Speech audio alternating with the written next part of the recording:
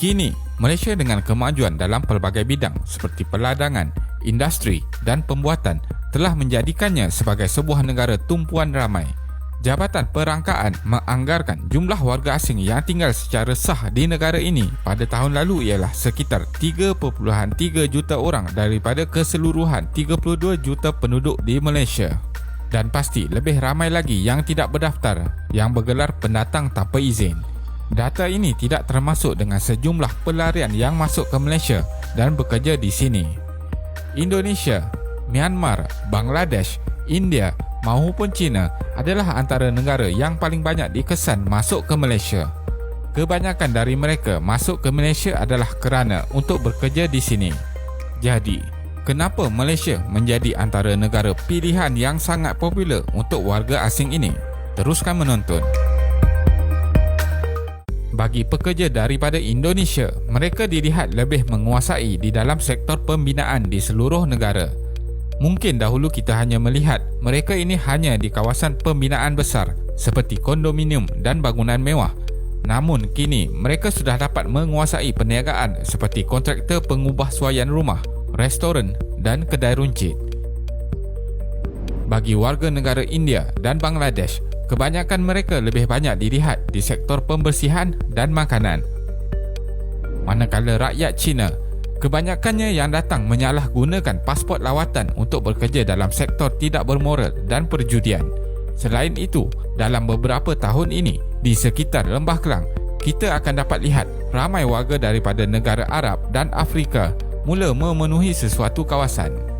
Dengan semua jumlah warga asing ini, ia telah hampir mencecah 10% daripada keseluruhan penduduk di Malaysia. Kami pasti ramai yang tidak begitu selesa dengan keadaan yang sedang berlaku sekarang.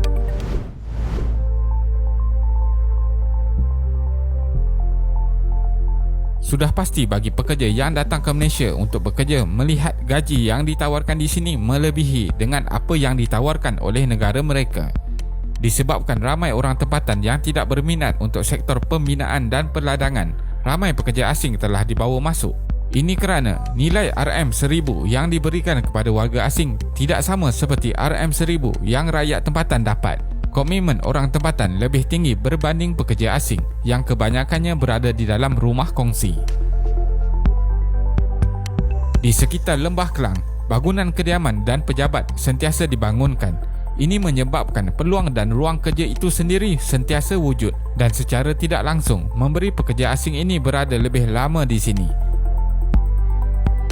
Walaupun politik di Malaysia terumbang-ambing baru-baru ini, tetapi tidak ada rusuhan dan keganasan yang timbul disebabkan ini.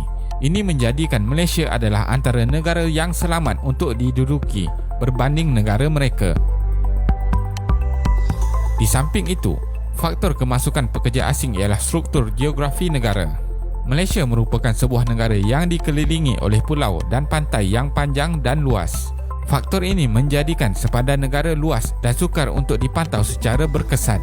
Kawalan yang kurang pula akan memudahkan mereka ini masuk sama ada dengan usaha sendiri ataupun melalui ejen haram. Warga asing ini akan memilih jalan laut sebagai cara yang paling mudah. Corak pentadbiran negara yang efisien telah menghasilkan sistem ekonomi yang sistematik. Perancangan ekonomi yang sistematik ini banyak membantu negara untuk bebas daripada bebanan hutang dan inflasi yang melampau.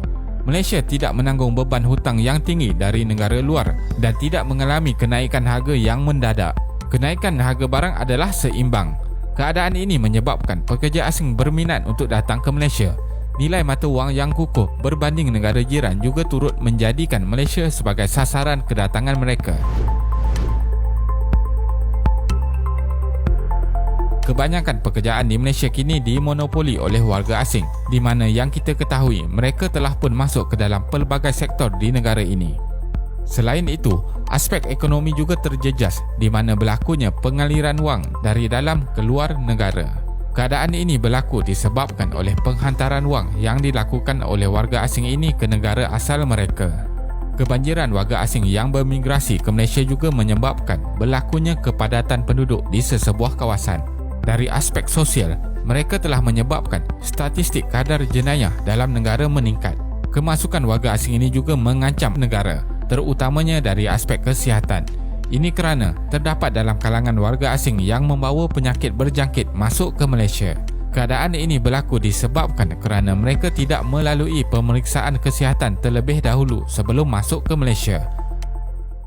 Kesimpulannya, pekerja asing yang ada di Malaysia sebenarnya dapat meningkatkan kualiti dan kuantiti pengeluaran negara dalam pelbagai sektor.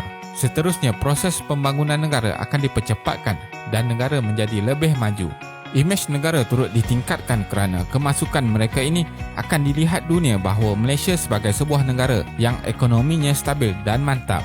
Namun begitu, kemasukan yang terlalu ramai dan tanpa kawalan selia yang efektif berupaya membawa ancaman kepada penduduk tempatan dan negara.